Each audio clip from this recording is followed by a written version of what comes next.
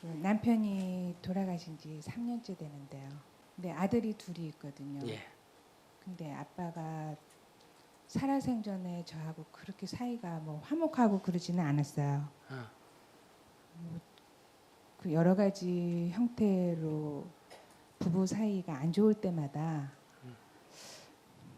제가 좀 아이들하고 이렇게 남편만 남겨놓고 이사를 갔었거든요.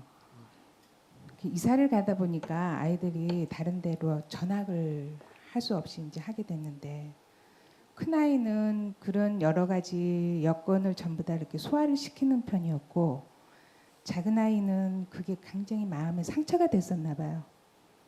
그래서 아빠 돌아가시고 나서 그 고등학교 3학년 때 그 우울증을 알았는데, 그래도 개근상을 받을 정도로 열심히 자기 맡은 임무에 충실했고, 대학교 1학년 마치고 나서 군대를 갔어요. 그 저번 달에 제대를 했는데, 가기 전에 우울증 앓을 1년 동안의 모습이 다시 돌아와서 지금 그 식구들하고 눈도 마주치도 않고, 또 이렇게 밖에 출입을 완전히 단절하고 그냥 혼자 있거든요. 한 달 됐는데 한 달 동안 신발 신고 나가보질 않았어요. 그 엄마가 너무 이제 가슴이 아프니까 제가 우연히 이제 그 스님 그 법문을 좀 받고, 또 주변에 이제 그 좋으신 그 보살님 그 추천으로 이제 오늘 이 자리에 나오게 됐는데, 108배를 한번 해봐라. 그래가지고 지금 11일째 하고 있는데 참 마음이 답답합니다. 그냥 나는 하고 있을 뿐이고, 그 아이는 그 아이대로 그냥 있는 형태대로 그냥 있을 뿐이고, 집에 가면 적막강산 같고 대화도 없이 눈도 안 마주치고 이렇게 있으니까 지 스스로 우울증이라는 얘기를 한번 했었는데, 그 약을 먹을 생각도 안 하고 치료를 받아볼 생각도 안 하고 그냥 있어요. 그냥 무덤 속처럼 집에 들어가면, 제가 지금 일을 다니고 있는데 그런 가정에서 제가 지금 우울증이 걸려 있거든요. 이거를 어떻게 해야 하는지 너무 답답해서 어디 가서 물어봤어요. 이렇게 그 점쟁이한테 가서 물어보니까 아빠의 영가가 쉬어서, 아빠가 이제 평생 살아왔을 때 저하고 했던 그 안 좋은 감정이 걔한테 묻어서 나온다, 빙의 같은 그런 형태다라고 얘기를 해서, 그거를 뭐 굉장히 거금을 들여가지고 지금 풀어줘야 되는 건지, 정신병원에 가자 그래도 갈 것 같지도 않고, 어떻게 끈을 잡아야 할지 참 난감해서 이렇게 바쁘게 찾아뵙습니다.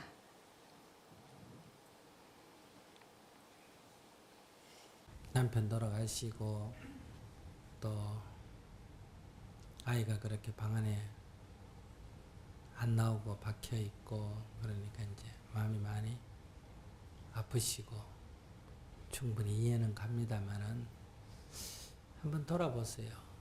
남편하고 사이도 안 좋고 뭐 산 사람도 낳아놓고 멀리 이사 가버릴 정도였다 이렇게 말했잖아요. 네. 그 말은 산 사람을 낳아놓고 이사 간다는 것은 죽으란 얘기 아니야. 죽었으면 좋겠다 이런 얘기 아니야. 내가 원하던 일이 이루어진 거 아니야. 근데 나는 그런데 애기는 어떻게 했어요? 애기는 결국은 옛날에도 그러잖아. 애들 보는 앞에서 아버지를 누군가가 죽이면 어때요? 원한을 품게 되잖아. 그죠? 그러니까 애는 원수를 갚아야 될 거 아니야. 근데 원수가 보니까 누더라? 엄마니까. 이 참 원수 갚기가 어렵잖아. 아버지를 생각하면 철천지 원수를 갚아야 되고, 그런데 그 사람이 다시 보니 자기 엄마고, 그러니까 애가 어떻게 되겠어요? 정신분열이 일어날 수밖에 없잖아요. 이러지도 못하고 저러지도 못하고, 그러니 차박되어서 이렇게 있을 수밖에 더 있겠냐. 이렇게 있으면 어머니가 괴로워하니 원수 갚음도 좀 되고, 그렇다고 자기가 제 부모를, 제 엄마를 어떻게 해치는 건 아니잖아요. 해치는 건 아니지면서도 고통은 줄 수가 있잖아. 이 외에 무슨 다른 방법이 있겠느냐. 자기를 학대해서 원수를 갚는 거지. 그래서 옛날부터 철천지 원수는 원수 모양으로 나타나서 그 사람을 죽이는 게 아니고 내 눈에 넣어도 아프지 않을 정도의 사랑하는 자식으로 태어났다가 어때요? 먼저 팍 죽어버려서 어때요? 평생 고통을 받도록 한다. 이런 얘기도 있지 않습니까? 그것이 맞고 틀리고를 떠나가지고, 그러니까 원수를 갚는 방법은 여러 가지다 이 말이에요. 그러니까 내가 남편에게 마음 냈고 저질렀던 그런 것으로 볼 때 그 과보는 내가 받을 수밖에 없는 거니까 이걸 너무 힘들어할 필요가 없죠. 부처님 말씀에 지은 인연의 과보는 깊은 산 속에 숨는다고 해도 피할 수가 없고 깊은 바다 속에 숨는다고 해도 피할 수가 없다. 지은 인연의 과보는 반드시 받는다. 이게 인과법 아니에요. 여러분들은 나쁜 인연을 지어놓고 나쁜 과보는 안 받으려고 요리조리 피해 다니고, 좋은 인연은 안 지어놓고 좋은 복을 달라고 요리조리 따라다니고, 그러니까 오늘날 불자들이 인과법을 전혀 안 믿는다. 인과법에 벗어난 행동을 한다. 이런 얘기.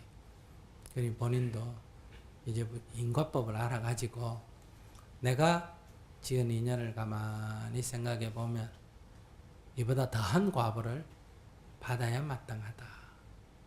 죄를 지었으면 벌을 받듯이 지은 인연의 과보를 받아야 되니, 지금 첫째 내가 편안한 마음으로 어떤 일이 벌어진다 하더라도, 아들이 자살하는 그런 끔찍한 일이 벌어져도 마음을 편안히 가지고 부처님 지은 인연의 과보는 피할 수가 없군요.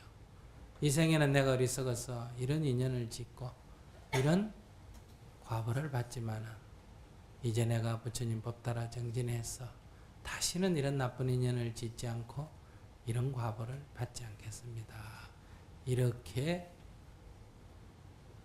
바른 마음을 내고 수행하는 마음을 내는 계기로 삼아야 한다. 아직 나한테 그런 불행까지는 오지 않았다. 그런 과보가 지금 나타나진 않았다.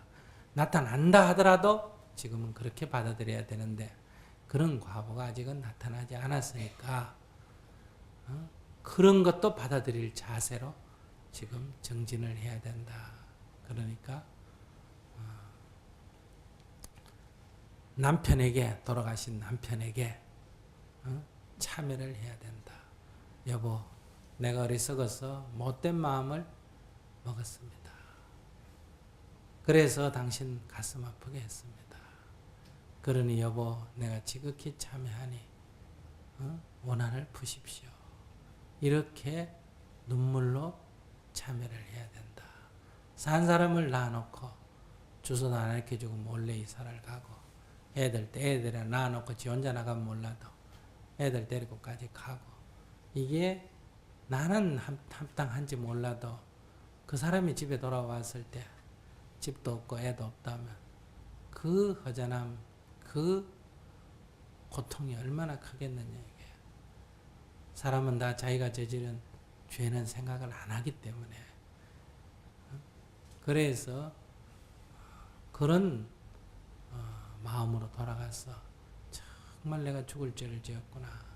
정말 내가 잘못했구나. 앞으로 어떤 고통이 온다 하더라도 내 지은 죄에 비하면 아무것도 아니다. 기꺼이 받겠습니다. 이렇게 지극정성으로 참여를 해야 된다. 그렇게 하루에 300배 절을 하면서 꾸준히 참여 기도를 먼저 하십시오. 그리고 아들의 이러한 문제는 아들이 금방 웃으면서 나오기를 바라는 것은 이건 정말 지은 인연의 과보를 모르는 소치다. 그러니 아들로 인해서 내 가슴이 찢어지고 애간장이 타야 되는데 그걸 뭐 벌써 해결하려고 그러겠어. 그러니까 애가 나오려면 쉽지가 않다. 시간이 많이 걸릴 거다. 그거를 손쉽게 해결하려고 하지 마라. 내 지극한 참회가 저 하늘을 감동시키고 천지신명을 감동시켜서 내 아이가 언젠가 그 가피를 입어서 건강해지면 모르겠지만 그런 마음으로 지금은 지극하게 참여할 시점이지 딴 걸 지금 논할 때는 아니다. 그러니까 돌아가신 남편에게 깊은 참여를 하셔야 된다. 그 무당이 얘기한 대로 남편의 영가가 애기한테 씌었다. 그건 옛날식의 얘기고 바로 아버지에 대한 깊은 연민과 상처가 아이 가슴 속에 맺혀서 이렇게 제정신이 아닌 상태까지 갔으니까 그 한을 풀어줘야 된다 이 말이에요. 그 상처를 치유해 줘야 돼. 그러려면 남편한테 애들 아빠한테 정말 무릎이 다 닳도록 그렇게 참회 기도를 해야만 될 거다.